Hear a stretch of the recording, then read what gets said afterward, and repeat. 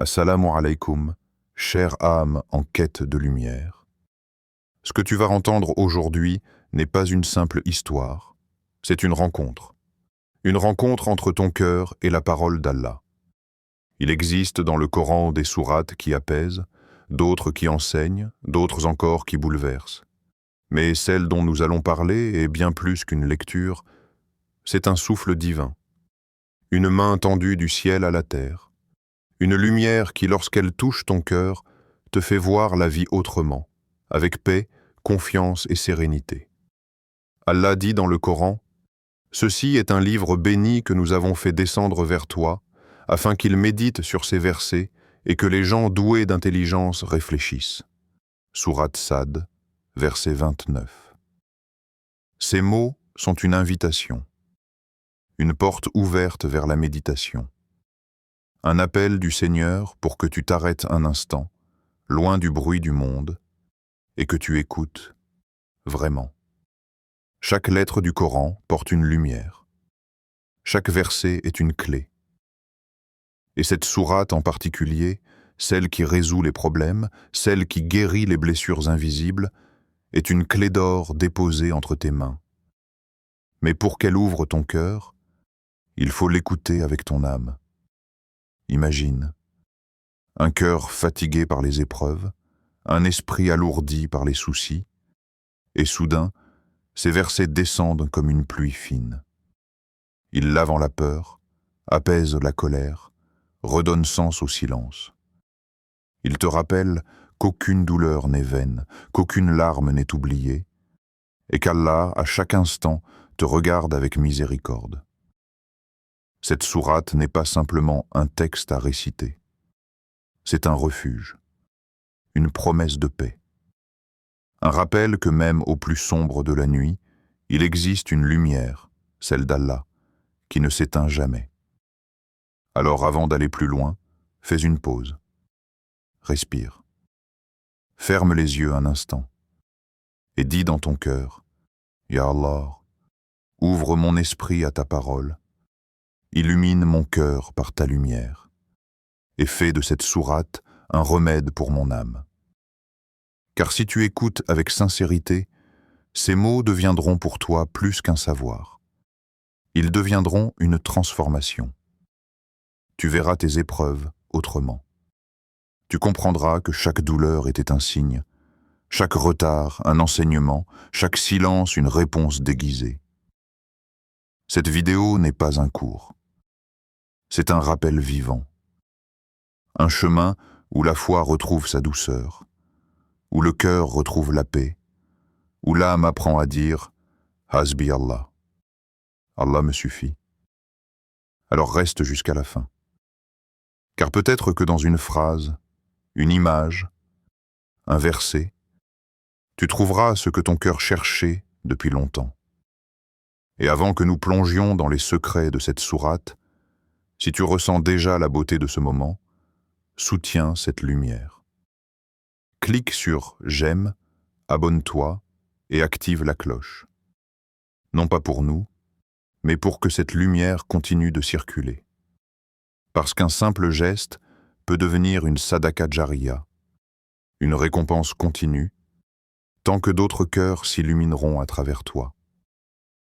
Prépare ton âme, car ce voyage ne sera pas une simple écoute. C'est une traversée.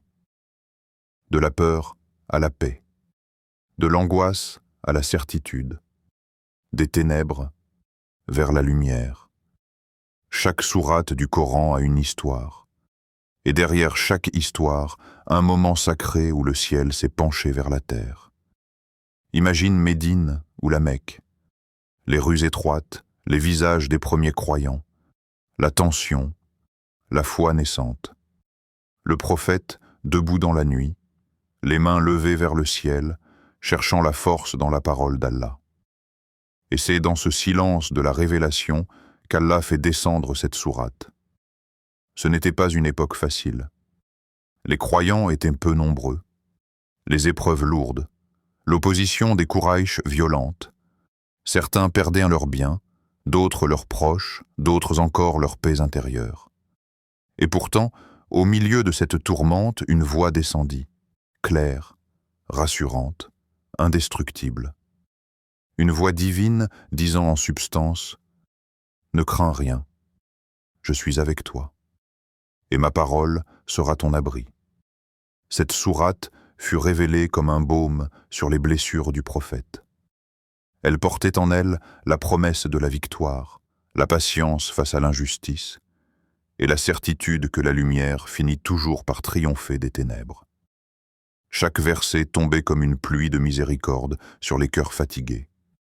Les compagnons écoutaient, les larmes aux yeux, et sentaient de la foi revenir, puissante, stable, lumineuse. Les ennemis, eux, restaient frappés de silence. Car ces paroles n'avaient rien d'humain. Elles portaient une beauté et une force que nul ne pouvait imiter. Un jour, raconte-t-on, le prophète récita cette sourate à voix haute dans la prière. Les non-croyants, fascinés malgré eux, s'arrêtèrent. Et l'un d'eux murmura « Ces mots ne viennent pas d'un homme. » C'était la vérité nue. Le Coran, parole d'Allah, traversait les âmes sans barrière. Mais au-delà de son contexte historique, cette sourate parle à chaque croyant, dans chaque époque. Quand la peur t'envahit, elle te dit « Souviens-toi d'Allah ». Quand tu doutes, elle te murmure « Allah est avec toi ». Quand tu tombes, elle te relève. Elle est le miroir des épreuves du prophète, rejet, solitude, moquerie, et la preuve que la foi sincère transforme la douleur en lumière. Cette sourate n'est donc pas une relique du passé. Elle est vivante. Chaque fois qu'un croyant la récite avec le cœur, la scène se rejoue. C'est comme si les versets descendaient à nouveau, te parlant directement. Toi aussi, tu traverses l'épreuve, mais moi, je suis ton soutien. C'est pour cela que les compagnons avaient une relation si intime avec elle. Ils ne la lisaient pas seulement, ils la vivaient. Certains en disaient qu'après l'avoir récitée, ils ressentaient une force intérieure les pousser à affronter les injustices avec patience et sérénité. D'autres racontaient comment un seul verset leur avait suffi pour traverser des nuits de doute. Le contexte de la révélation n'était pas seulement un moment historique, c'était un dialogue éternel entre Allah et les cœurs croyants. Cette sourate est née dans la douleur, mais elle a grandi dans la lumière. Elle a réconforté le prophète, guidé les compagnons, et aujourd'hui encore, elle apaise les âmes épuisées. Car le Coran ne s'adresse pas à une époque, il s'adresse au cœur humain. Et chaque fois que tu la récites, c'est comme si tu rejoignais cette chaîne ininterrompue de croyants, de la Mecque à toi, reliés par la même lumière, la même foi, la même promesse. Avec la difficulté vient certes la facilité. Alors, laisse ces mots t'atteindre comme ils ont atteint les premiers croyants. Entends leur écho à travers le temps. Et souviens-toi, ce qui fut révélé au prophète pour apaiser son cœur peut aussi, aujourd'hui, apaiser le tien. Dans la vie du prophète, chaque révélation était un souffle de lumière. Chaque verset descendait au moment précis où son cœur en avait besoin. Et cette sourate, celle que tant de savants ont décrite comme une source de réconfort divin, fut pour lui un véritable refuge.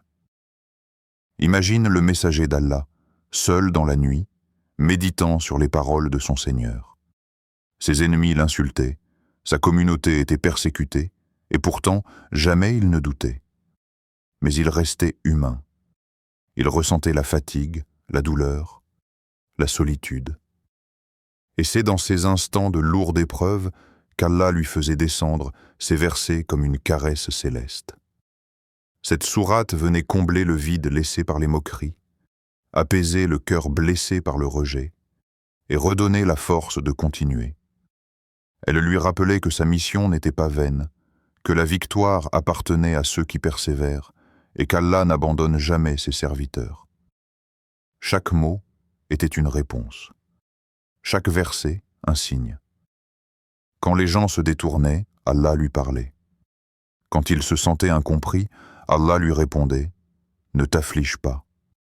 Ton Seigneur, est avec toi. Cette sourate fut donc plus qu'un texte. Elle était une conversation intime entre le prophète et son Créateur. Les compagnons le voyaient réciter cette sourate avec intensité. Sa voix tremblait parfois, son regard se levait vers le ciel, comme s'il contemplait directement la source de cette lumière. Et ceux qui l'écoutaient, même les non-croyants, restaient frappés de silence. Ils ne comprenaient pas l'arabe du cœur, mais ils ressentaient la force de la vérité dans ces mots. Un jour, rapporte-t-on, un homme parmi les Quraïsh, venu espionner la prière du prophète, entendit cette sourate récitée d'une voix claire et apaisante. Il voulut partir, mais ses jambes restèrent immobiles. Il ne pouvait pas détacher son âme de ce qu'il entendait.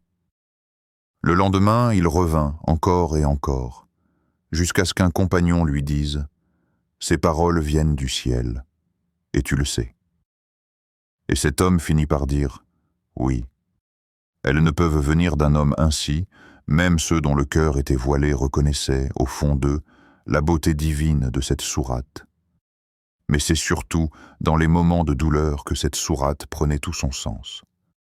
Lorsqu'il perdait ses proches, Khadija, radiyallahu anha, son soutien le plus tendre, ou encore son oncle Abu Talib, son protecteur, le prophète trouvait dans le Coran la consolation que nul humain ne pouvait lui donner. Et cette sourate, plus qu'aucune autre, lui rappelait que la vraie force ne vient pas du nombre ni du pouvoir, mais de la proximité avec Allah. Les compagnons, eux aussi, s'en nourrissaient.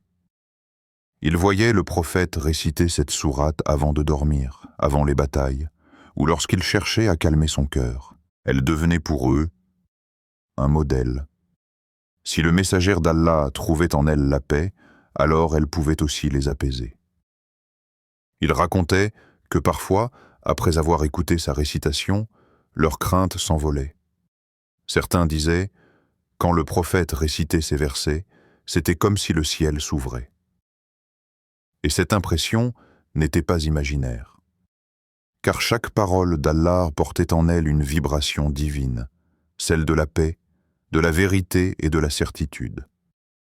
Cette sourate fut donc un phare dans les nuits sombres de la révélation, un soutien spirituel dans les tempêtes de la mission prophétique, une source de foi dans les moments où tout semblait perdu.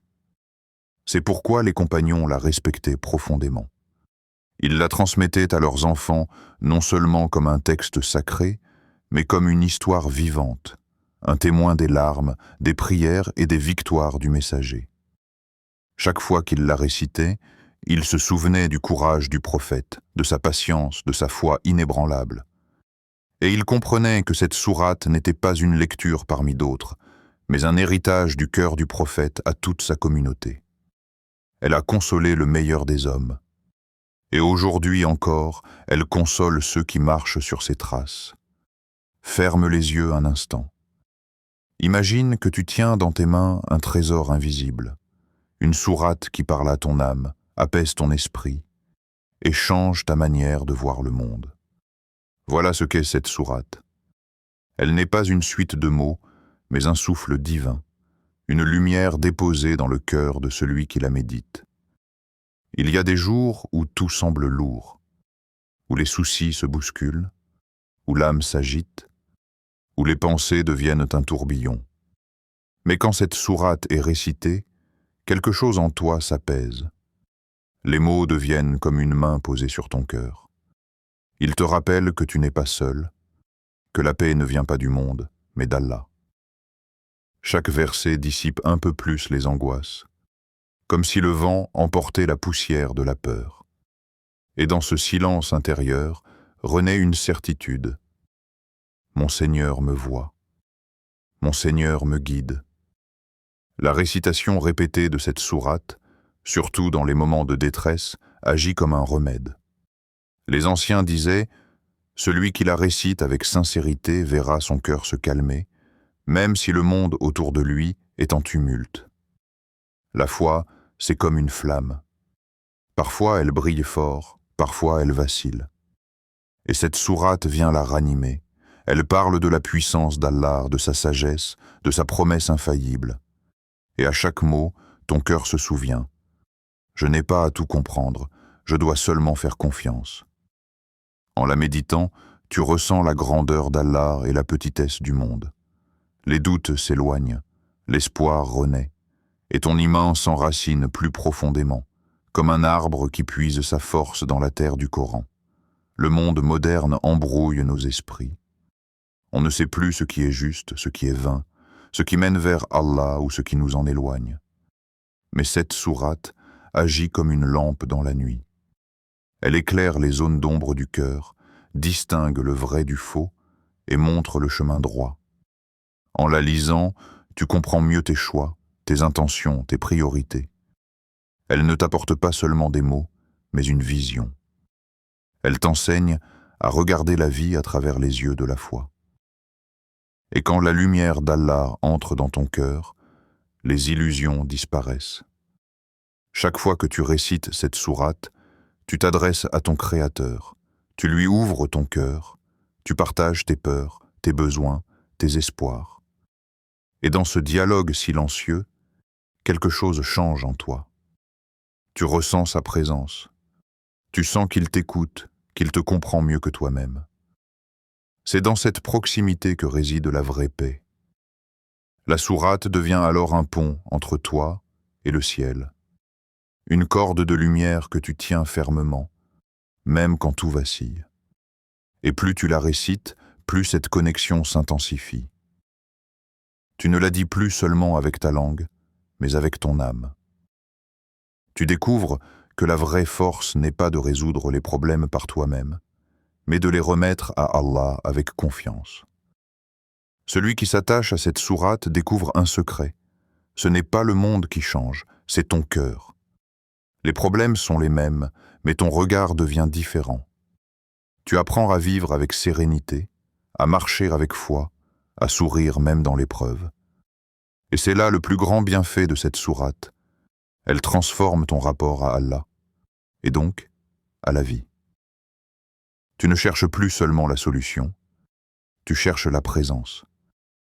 Et quand Allah est présent dans ton cœur, chaque problème devient une occasion de rapprochement. Les paroles du prophète étaient toujours empreintes de sagesse et de bienveillance.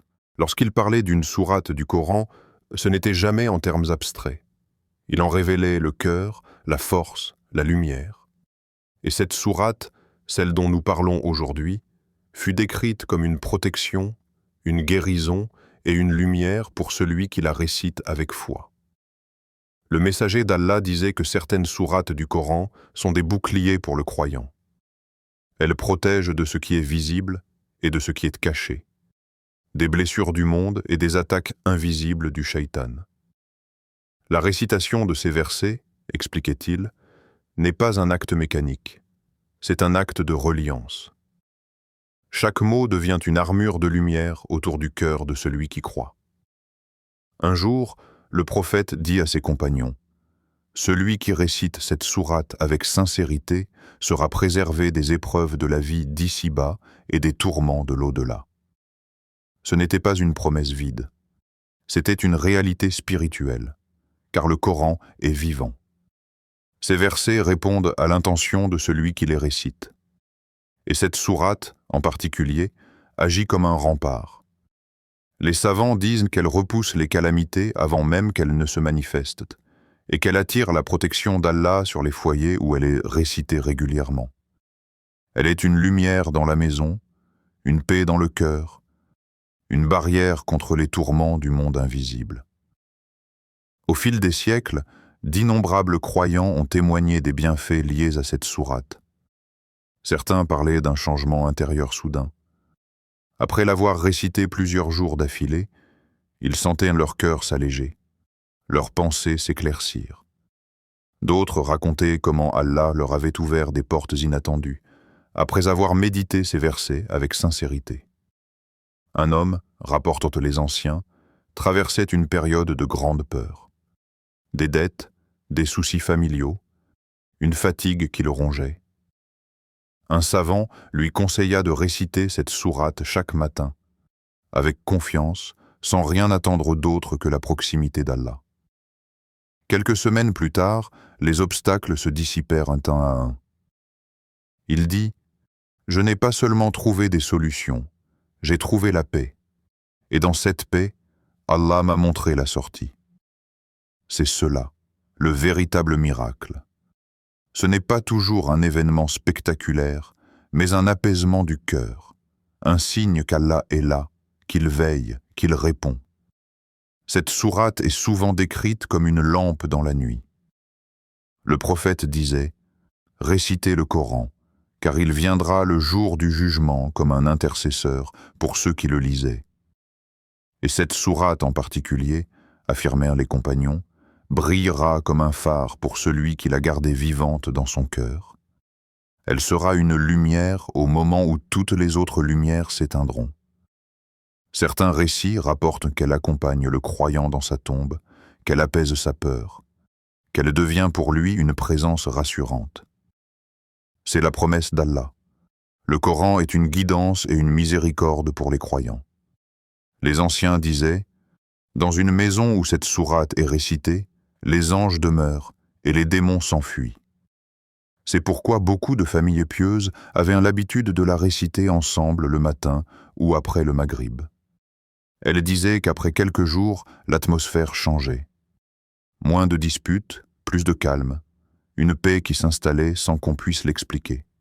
Et vraiment, cette paix n'a pas de prix, car elle ne vient pas du monde, mais d'Allah. Elle est la preuve que le Coran agit sur l'invisible, qu'il purifie non seulement les cœurs, mais aussi les lieux. Ceux qui témoignent de ses bienfaits disent tous la même chose. Plus je la récitais, plus je ressentais la présence d'Allah. Et c'est là le secret. Cette sourate n'est pas magique. Elle est vivante, et elle agit dans la mesure où ton cœur s'y engage. Quand tu la récites avec humilité, avec amour, avec foi, elle devient un miroir de ton âme. Elle reflète ta sincérité et y dépose la lumière divine. Et dans cette lumière, les ténèbres disparaissent. Le Coran n'a pas été révélé pour rester sur une étagère. Il a été envoyé pour transformer la vie quotidienne du croyant. Et cette sourate, plus que beaucoup d'autres, montre à quel point la régularité dans la récitation ouvre les portes de la baraka. Réciter cette sourate, c'est comme se laver intérieurement. Chaque mot nettoie une trace de péché. Chaque verset efface un voile d'oubli. Le prophète disait « Le Coran est un remède pour les cœurs. » Et ce remède n'agit que lorsqu'il est pris régulièrement. Un seul verset lu sans méditation apaise pour un moment. Mais une sourate récitée chaque jour, avec sincérité, transforme durablement le cœur. Essaye. Choisis un moment de silence, fais tes ablutions, assieds-toi face à la Qibla et récite lentement. Sans les mots glisser sur ta langue, écoute ton cœur battre au rythme des versets.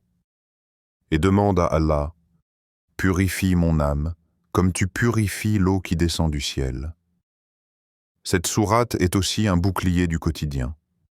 Le matin, elle t'accompagne avant que tu sortes. Le soir, elle te couvre avant ton sommeil. Et à chaque récitation, Allah t'entoure de sa garde. Les compagnons du prophète avaient cette habitude. Ils récitaient certaines sourates avant de quitter leur maison, convaincus qu'Allah les protégerait des accidents, des mauvaises intentions, des influences invisibles. Ils disaient « Celui qui vit avec le Coran ne marche jamais seul. » Et ils avaient raison. La récitation régulière crée autour de toi une atmosphère spirituelle. Elle t'ancre dans le rappel, t'éloigne du péché et t'enveloppe de sérénité. Tu veux voir la baraka dans ton travail, dans ton foyer, dans tes relations? Fais du Coran ton compagnon quotidien. Et parmi les sourates à privilégier, celle-ci occupe une place particulière. Chaque fois que tu la récites, tu ouvres la porte à la bénédiction divine. Les savants disent que la baraka n'est pas une accumulation de choses, mais une multiplication de biens dans peu de choses. Et c'est exactement ce qu'Allah accorde à celui qui récite ses paroles avec amour. Tu verras des choses simples devenir fructueuses. des instants ordinaires devenir lumineux, des épreuves devenir légères. Beaucoup de croyants ont vu leurs soucis s'alléger en récitant cette sourate régulièrement. Certains ont retrouvé un emploi après des mois de recherche. D'autres ont vu leurs relations s'apaiser. D'autres encore ont simplement retrouvé le sommeil. Car réciter, c'est confier. Et confier, c'est recevoir. Chaque fois que tu récites cette sourate, c'est comme si tu disais « Ya Allah, je ne peux pas, mais toi, tu peux ». Et dans ce simple abandon, les solutions commencent à apparaître. Pas toujours comme tu l'imagines, mais toujours comme il faut. Ne cherche pas à tout faire d'un coup. Commence petit, mais fais-le avec constance. Récite cette sourate après le fajr ou avant de dormir. Lis-la dans ta prière ou écoute-la en marchant. Mais surtout, fais-en un rendez-vous régulier avec Allah. Tu verras, plus tu la récites, plus ton cœur la réclamera. Et un jour, tu te surprendras à la murmurer sans même y penser, comme si ton âme s'en souvenait naturellement. C'est cela, la vraie habitude bénie, quand la parole d'Allah devient ton souffle, et quand ton souffle devient dhikr. Le Coran n'agit pas seulement par la lecture, mais par la manière dont on le vit. Chaque récitation peut être une rencontre profonde avec Allah, ou simplement un murmure distrait. Ce qui fait la différence, c'est la préparation du cœur. Et pour cette sourate, dont les versets portent des secrets de paix et de délivrance, il existe une méthode douce et spirituelle pour en goûter toute la lumière. Avant toute chose, purifie-toi. Pas seulement avec de l'eau, mais avec l'intention. Fais tes ablutions, wudu, lentement, en ressentant à chaque geste que tu effaces une trace de négligence, que tu laves les poussières du monde pour te présenter devant ton Seigneur. Choisis un moment de calme, là où ton âme peut s'apaiser. Coupe le bruit, éloigne ton téléphone, fais taire le tumulte extérieur. Oriente-toi vers la Qibla, car tu ne t'apprêtes pas à lire un texte, tu t'apprêtes à parler avec Allah. Dis intérieurement, « Ya Allah, je t'invoque avec cette sourate non pour ce que je veux, mais pour ce dont mon âme a besoin. » Cette phrase suffit à orienter ton cœur. C'est elle qui transforme une simple récitation en un acte d'adoration.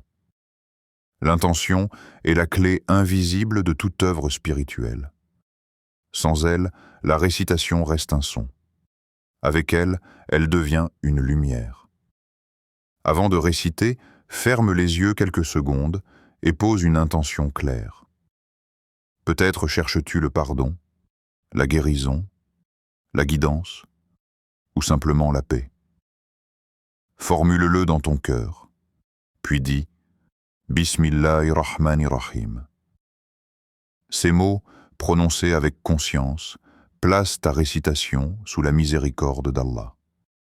Rappelle-toi, tu ne lis pas pour obtenir, mais pour te rapprocher. Et dans ce rapprochement, Allah te donne souvent plus que ce que tu demandais. Ne cherche pas la vitesse, cherche la présence. Chaque mot du Coran porte une vibration. Lis lentement, articulant chaque syllabe, laissant le son résonner dans ta poitrine. Entre deux versets, marque un silence. Ce silence n'est pas une pause, c'est une écoute. C'est le moment où Allah te répond, dans le calme de ton cœur. Si tu ne comprends pas l'arabe, lis la traduction juste après. Cherche le sens des mots et médite, car la récitation sans réflexion est comme un parfum qu'on respire sans en goûter la douceur. Tu verras, plus tu médites, plus le texte prendra vie. Ce qui te semblait répétitif deviendra vivant. Ce qui te semblait lointain deviendra personnel. Quand tu termines ta lecture, ne ferme pas simplement le Coran. Reste quelques instants assis, le cœur ouvert. Lève les mains doucement et parle à ton Seigneur comme à un confident. Dis-lui ce que tu ressens, ce que tu espères, ce que tu crains. Demande-lui d'ancrer dans ton cœur les bienfaits de ce que tu viens de réciter. Le prophète enseignait que le moment suivant la récitation est un instant où les portes du ciel sont grandes ouvertes. Alors profite de cette ouverture. Fais du dua avec sincérité. Car le Coran purifie ton cœur pour que tes prières montent plus haut. Intègre cette sourate dans ta vie de prière. Récite-la dans les 2 premières rak'at du Fajr ou du Maghrib. Tu sentiras combien ta prière devient plus douce, plus concentrée. Après les prières obligatoires, prends 2 minutes pour la relire, et même partiellement, car la constance vaut plus que la quantité. Et si tu veux faire entrer la lumière d'Allah dans ton foyer, récite-la en famille, fais-la écouter à tes enfants. Explique-leur sa signification, même avec des mots simples. Dis-leur, ces paroles viennent du ciel. Elles protègent notre maison, nos cœurs, nos vies. Ainsi, ta demeure deviendra un espace où le dhikr d'Allah circule dans l'air. Et tu verras, les tensions diminueront, la paix s'installera, et la bénédiction d'Allah descendra silencieusement, mais sûrement. Dans la voie d'Allah, tout commence par l'intention. C'est elle qui donne une âme à ton acte. Et c'est elle aussi qui détermine la nature du fruit que tu récolteras. Réciter cette sourate n'est pas un geste mécanique. C'est une conversation entre ton cœur et ton Créateur. Et comme dans toute conversation sincère, ce n'est pas la quantité de mots qui compte, mais la vérité de ce que tu ressens. L'ikhlas, c'est le secret des secrets. C'est faire une action pour Allah, et uniquement pour lui.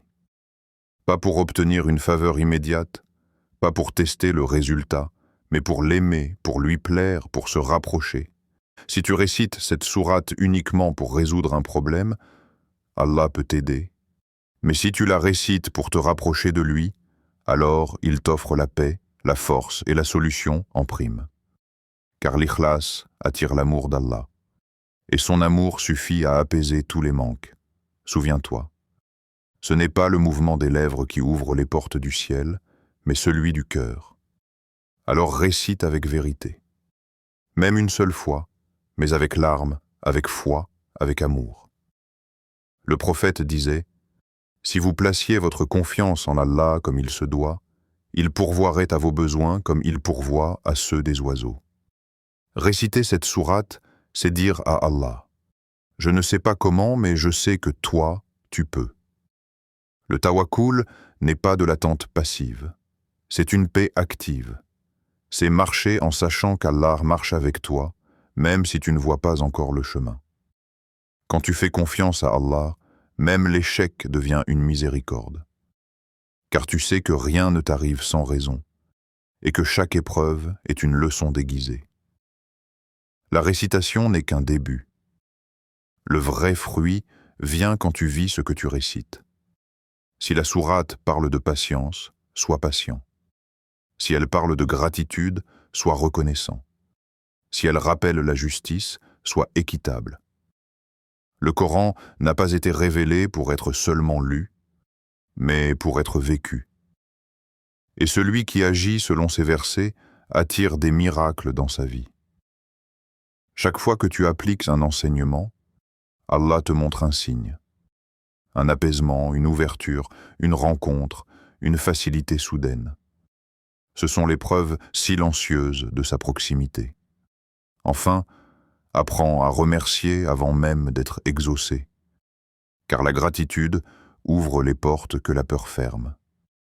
Dis « Alhamdulillah pour ce que j'ai et pour ce que je n'ai pas encore » et persévère.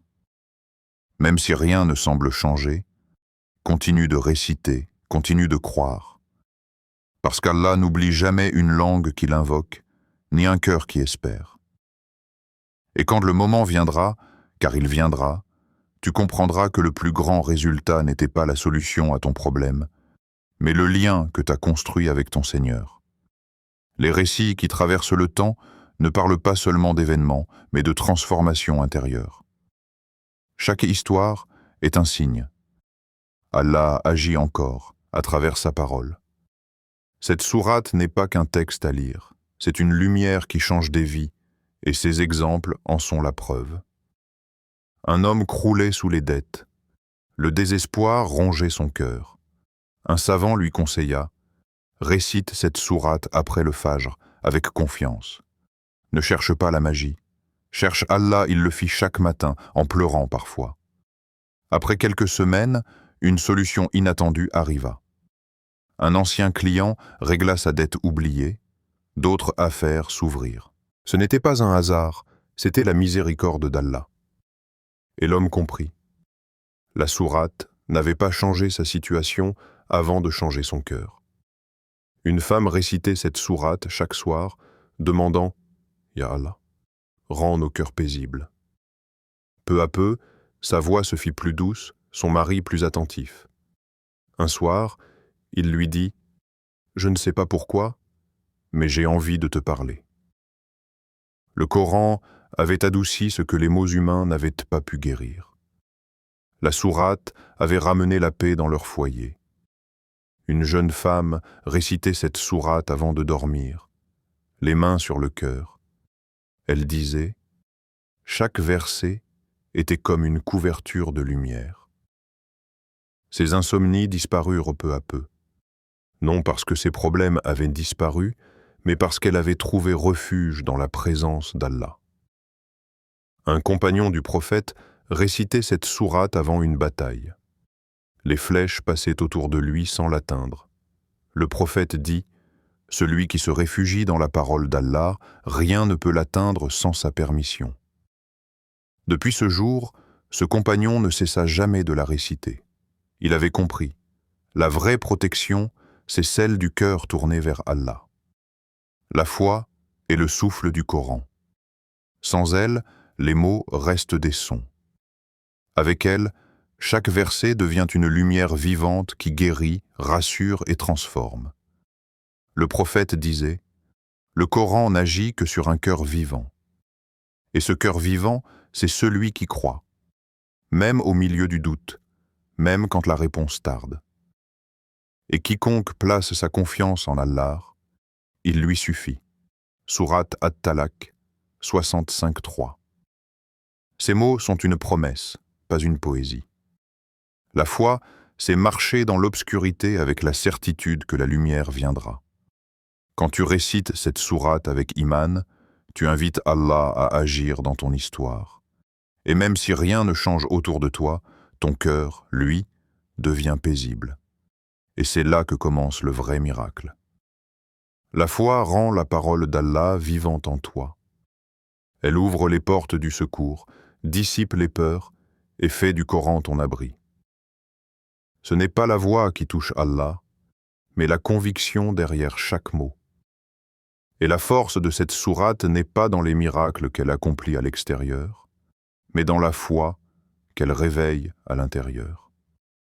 Chaque sourate du Coran est une perle unique, mais c'est lorsqu'elles s'unissent qu'elles révèlent toute la beauté de la guidance divine. Al-Fatiha ouvre le cœur à la prière universelle, rappelant que tout commence par la louange et la demande de direction. Al-Baqarah, quant à elle, érige une forteresse invisible autour du croyant. Elle repousse le mal, éclaire la demeure et préserve des influences du shaitan. Yassine adoucit le chemin. Elle facilite ce qui semblait impossible. Elle dissout les obstacles avec la permission d'Allah. Et Al-Ikhlas, pure et lumineuse, ramène tout vers l'unicité absolue. Récitée après les autres, elle recentre l'âme, rappelant que tout bien émane d'Allah seul. Ensemble, ces sourates forment une armure spirituelle complète, une prière, une protection, une ouverture et une lumière. Le croyant qui les unit dans sa vie goûte à la paix intérieure, à la confiance et à la certitude que nul autre refuge n'existe en dehors d'Allah. Chaque verset du Coran est un souffle de miséricorde. Et cette sourate en particulier est un miroir de la puissance de la foi. Celui qui la médite avec constance découvre qu'elle n'est pas seulement une parole à réciter, mais une présence à vivre. Elle devient lumière dans les ténèbres, force dans la faiblesse, remède dans l'épreuve.